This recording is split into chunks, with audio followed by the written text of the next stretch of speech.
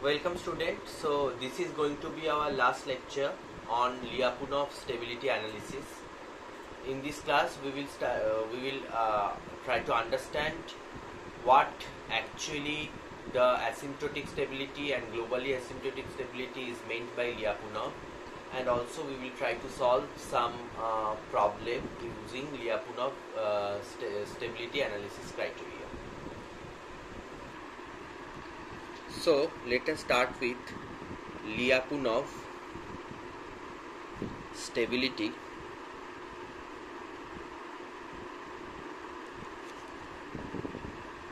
theorem.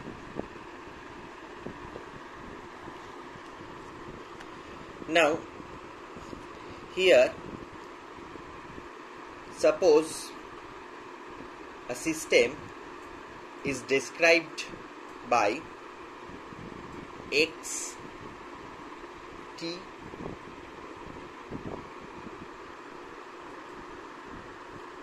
x0.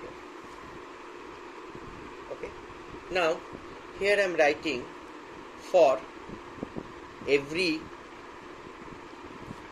epsilon greater than 0 there exists a delta which is greater than 0, so as x naught minus xc less than delta, that implies x t x naught minus xc less than n. Now we are not getting any sense out of this. Let me explain. This x naught is the initial condition of a system. Xc is the equilibrium point or equilibrium condition of the system in n-dimensional vector space.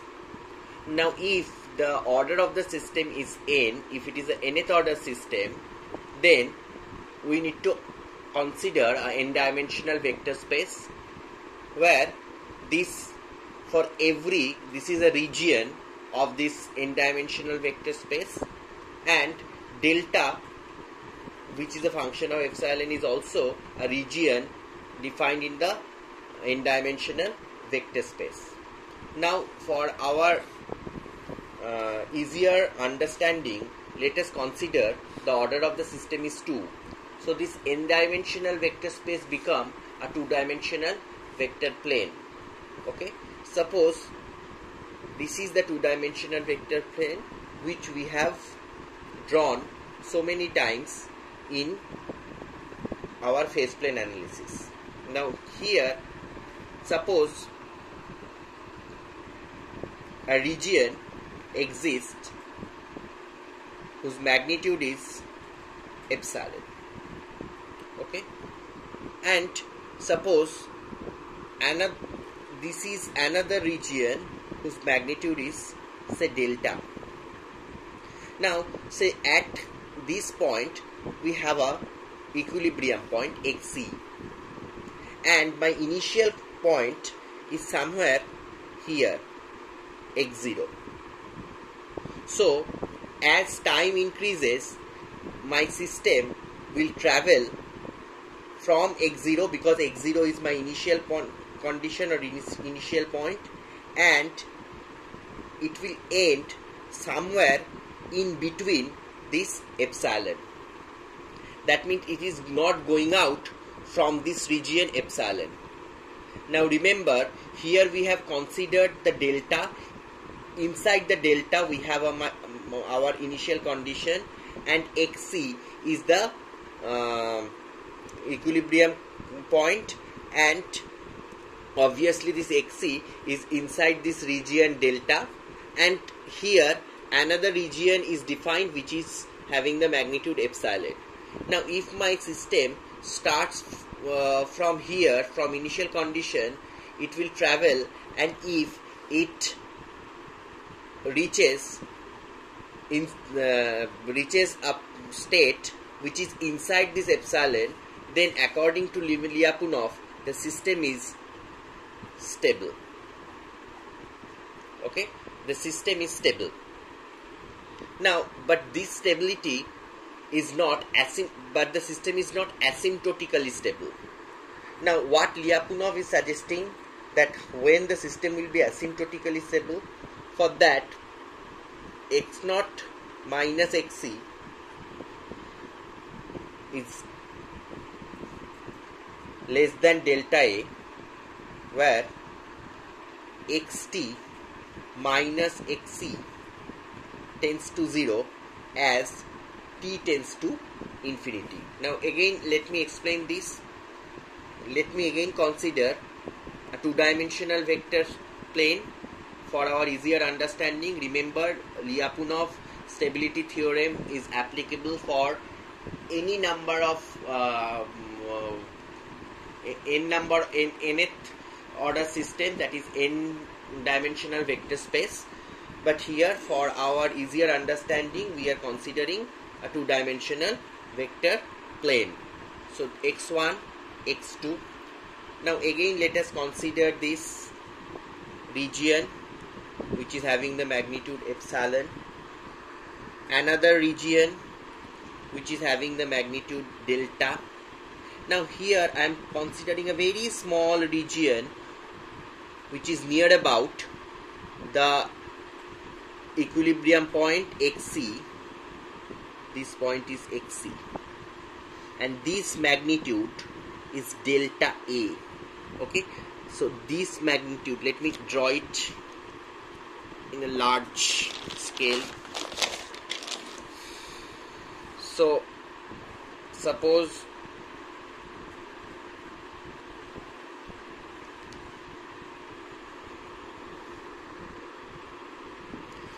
this is your epsilon as defined earlier, this is your delta as defined earlier, and this is your delta A.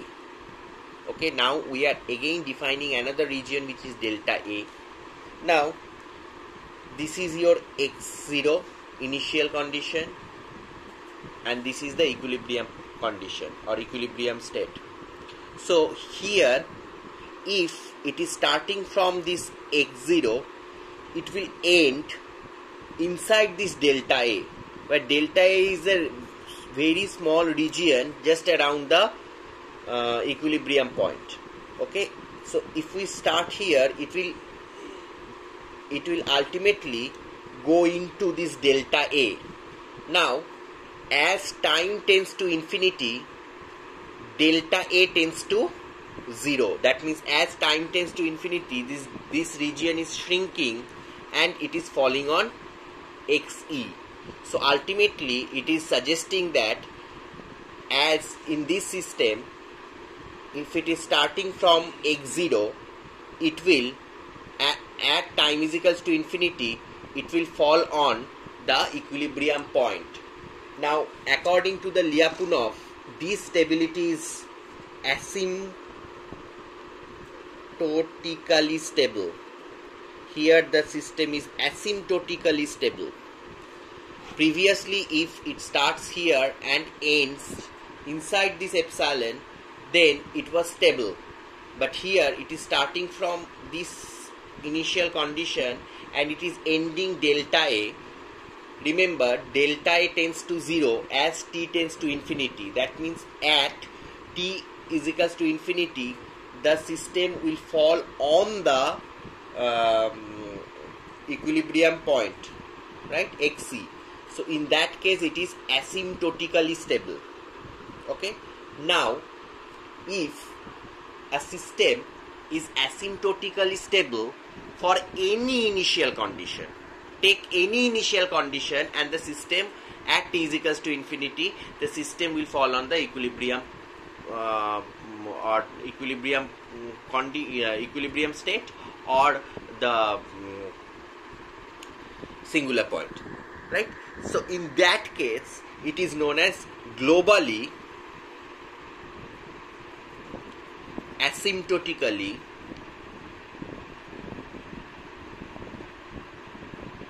stable. So take any initial condition, if it's at t is equals to infinity, if it falls on the equilibrium state, then it is globally asymptotically stable. But if it is not, that means it for certain initial condition it will fall on the equilibrium state, otherwise it will not fall on the equilibrium state, then it is known as locally stable. Okay, so here the concept of global stability and local stability comes in. Like we have seen that in a certain system the phase plane analysis was something like that. That is, if you consider any point, ultimately any initial condition, here, from here, or from here, it will ultimately fall on the equilibrium state. So that case it is globally stable. But we also have seen another in another case that here we had a saddle and there we had a stable focus. So inside this it will fall on the, if my initial condition is inside this, it will fall on the equilibrium state, but otherwise it will be not stable. So this is the local stability, this is not global stability. Okay, so this is the difference between the local stability and the global stability. Now we are trying to solve this problem using Lyapunov stability analysis method. Now here this is a simple linear system. Now here we want to find out the range of k for which the system is stable. I am sure that this type of problem, you have solved this type of problem using Routh-Hurwitz criteria, or you have solved this type of problem by drawing the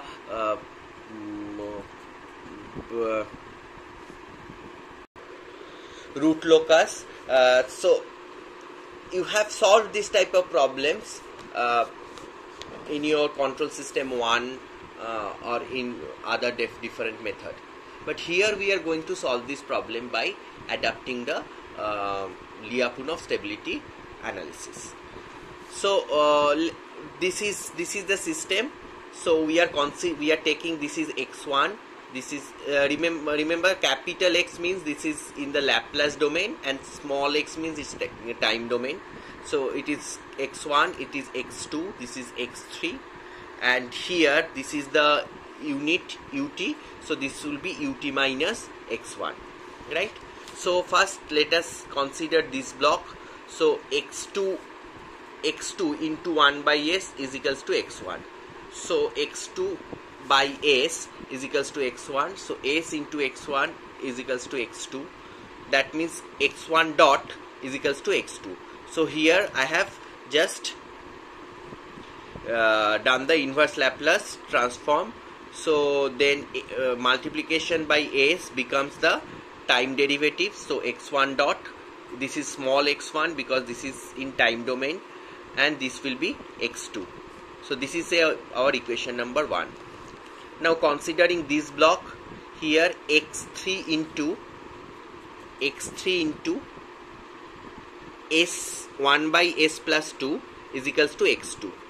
See, x3 into 1 by s plus 2 is equals to x2. So here by solving this we will get s into x2 is equals to minus 2x2 plus x3. Again doing the inverse Laplace, x2 dot is equals to minus 2x2 plus x3. That is your equation number 2. And lastly, from this block I am getting ut minus x1. In fact, instead of ut I should write this capital U.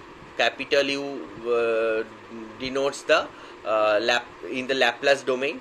So u minus x into k by s plus 1 is equals to x3.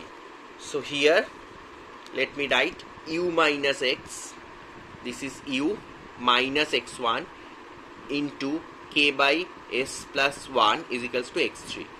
So if I again, so let me write it k into u, capital U, in the Laplace domain. So k into u minus kx1 is equals to s x3 plus x3 from this equation. So that we are getting s into x3 minus kx1 minus x3 plus k into capital U. Now again, if I take the inverse Laplace, then this will become x3 dot, this is minus kx1, this is x3 plus kut, because I have now taken the inverse Laplace, so it is a time domain equation. So this is capital, if capital U is the unit step for in the Laplace domain, ut is the unit step in the time domain. So this is my equation number 3. Now I can write equation number 1, 2 and equation number 3 in the matrix form, that is x1 dot, x2 dot, x3 dot is equals to this matrix 0, 1, 0, because x1 dot is equals to x2. So here I am having 1. Now x2 dot is equals to minus 2x2 plus x3. So 0, minus 2, 1. And x3 dot is equals to minus kx1 minus kx3 plus kut. So that is why it is minus k minus 1, then x1, x2, x3, and we are also having this kut for only x3 dot, so 0, 0, k into ut. So this is your A matrix and this is your B matrix. So from this analysis we have got our A matrix, right? So after getting the A matrix, now we know how to apply the Lyapunov stability criteria. So we have got our A matrix here. See, this is the system that we have got. Now this is my A matrix. Now we know that your A transpose P plus PA should be equals to minus I. That we do not know the value of the P, the values of the different elements of P. So from this equation we need to find out the values of P and check whether it is positive definite or not. Now instead taking I matrix, now here we are taking a negative semi-definite matrix, which is basically this 0, 0, 0, 0, 0, 0, 0, 0, minus 1. So you can take a minus I matrix as well, but then your calculation will be more complicated. Now as we are trying to find out the limiting range of k, so it is okay to have to consider a negative semi-definite matrix, non-zero matrix like this. Okay, now let us try to compute. So A transpose will be knowing the value of A, 0, 1, 0, so A 0, 1, 0, 0 minus 2, 1 minus k 0, 1. So A transpose will be 0, 0 minus k, 1 minus 2, 0, 0, 1 minus 1. This is the transpose. Now this is the P matrix. We do not know the value of the elements of P matrix. So I am taking P11. Here instead of taking P12, I am taking P1. I am telling you why. And I am instead of taking P13, I am taking P2. Why I am taking P1? Because as you know, this is a symmetrical matrix. So if it is P1, this also has to be P1. So P12 is equals to P21. Both I am taking as P1. This is P2 and P3, which is basically P23. I am taking it as P3. Now here again it will be P2 because this is P31. Now you know P31 should be equals to P13. So both I have taken P3, and this is P3 again because this is P32. We know P23 is equals to P32. So both this should be P3. Now this is P33. Now here again I am rewriting this P matrix. Now this is A. So you know the A matrix. So I have just written A matrix 0, 1, 0, 0 minus 2, 1 minus k 0 minus 1, and that should be equated with this matrix. Okay. So we have to do the vector multiplication. So when I am doing the vector multiplication, the first term will be this into this. This into this, we will have minus k p2. So here I have done the vector multiplication. So first term is minus k p2. Okay, the second term here is this into this, that is minus k p3. So here I have written minus k p3, and similarly it will be minus k p33. Now the second term will be this into this, so that is basically p1 minus 2p22. Sorry, this into this, so that will be p11 minus 2p1. So here this will be p11 minus 2p1. Similarly the next will be p1 minus 2p22, and the this one will be p2 minus 2p3, and the next element will be this into this, that means p1 minus p2. So here I am getting p1 minus p2. Similarly p22 minus p3 will be here, and p3 minus p33 will be here. So again if I multiply the next two matrices, then we will get this. You can check it. So the first term I am getting k minus p2, and this is the simple matrix multiplication again with this, when I am multiplying this matrix with this. Okay, so then after adding these two, I am getting this matrix. So first one will be 2 into kp22. Here it will be, this is p1 minus 2p2 2p22. Here also it is p1 minus 2p22, so it will be p1 minus 2p22 into 2, and it is just simple matrix addition, and we will get this matrix. Okay, now let me try what are the equation that we can get. So the first equation that we are getting, 2kp2 is equals to 0, because I am equating this matrix. I am equating this matrix with this matrix. So first term is 0. So this is the first equation. The second equation is this. This is also 0. This is equation number 3. This is equation number 4. Okay. This is equation number 5. And the last equation, that is p3 minus p33 into 2, that is equals to minus 1. So p3 minus p33 is minus half. So these are the 6 equations. So here the unknown are 6, and the number of equation is also 6. So we should be able to find out the. So we are from this 6 equation, we should be able to find out all the values.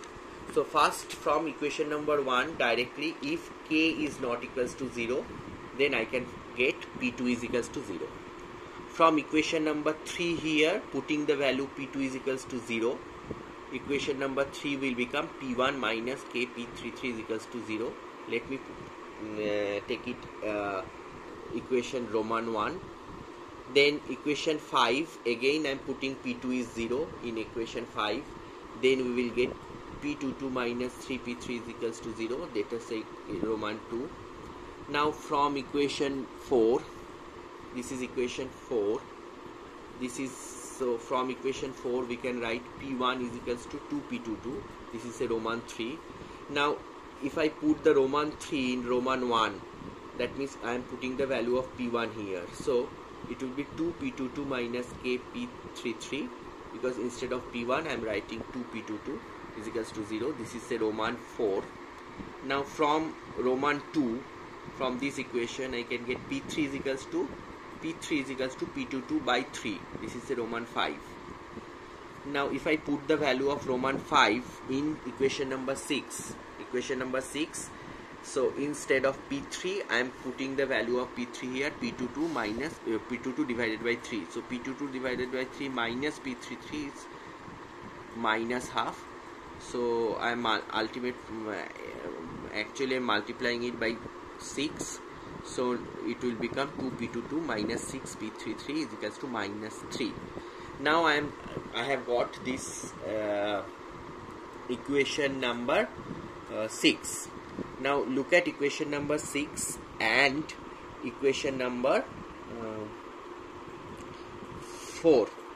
Both involves p22 and p33. Okay. Now if I subtract equation number 6 from equation number 4, then directly we can get the value of, so I will get 6 minus k p33 is equals to 3. So from here I can get the value of p33 is equals to 3 by 6 minus k. Now as I have got the value of p33, then put the value of p33, putting the value of p33 in this equation, we can get the value of p22. Putting the value of p33 in this equation, we can get the value of p22, which is 3k by 2 into 6 minus k. And again putting these values, I can get the value of p3 is this and p1 is this. Okay. Now p11, to get the value of p11, I need to consider this equation number 2.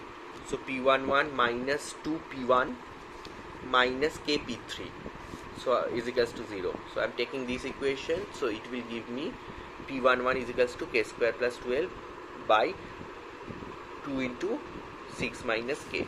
So ultimately I have got my entire P matrix in terms of k. Okay. Now each minor of this k matrix should be greater than 0. For that, your k has to be greater than 0, and this term also has to be positive. That means 6 minus k also has to be greater than 0. That is, k should be less than 6. Right? So we have got the range of k, that is, k should be less than 6 and should be greater than 0. So this is the range of k for the stability. Right? So we can solve this problem by many methods. Now this is the Lyapunov stability method by which we can solve it. Okay, so you may have some different problems which also can be solved by the similar way. Okay, so thank you for watching this video.